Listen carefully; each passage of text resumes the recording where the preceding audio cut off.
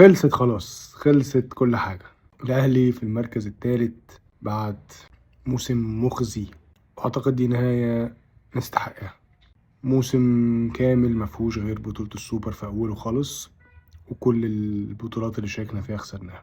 يا ريت نكون اتعلمنا، ويا ريت فورا نبتدي خطوات الإصلاح. أنا عايز أسمع النهاردة بالليل إن تورب ده غار في داهية، نشوف بقى عينوا مين وهيعملوا ايه، واللعيبه بقى هيمشوا مين ويجيبوا مين. يعني نشوف بقى ثوره التصحيح اللي هتحصل دي. اللي حصل فينا الموسم ده صعب قوي، صعب قوي، صعب ان انا ابقى قاعد لحد اخر ماتش في الدوري. انا قاعد مستني نتائج 3 ماتشات، انا اكسب وفرقتين تانيين، واحد يتعادل واحد يخسر او اتنين يخسر. ايه ده؟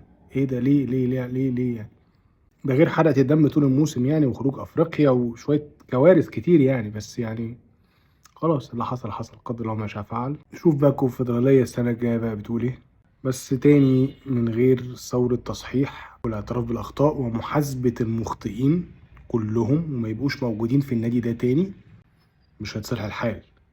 عشان نبقى واضحين، وهنقابل موسم تاني شبه ده. حاسب المخطئين، مشيهم، هات الناس اللي هات الكفاءات، مشي اللعيبة اللي بتتدلع، هات لعيبة عارفة يعني ايه النادي الأهلي، مدرب محترم، لجنة تعاقدات محترمة، عشان نرجع تاني الأهلي. يلا، حصل خير.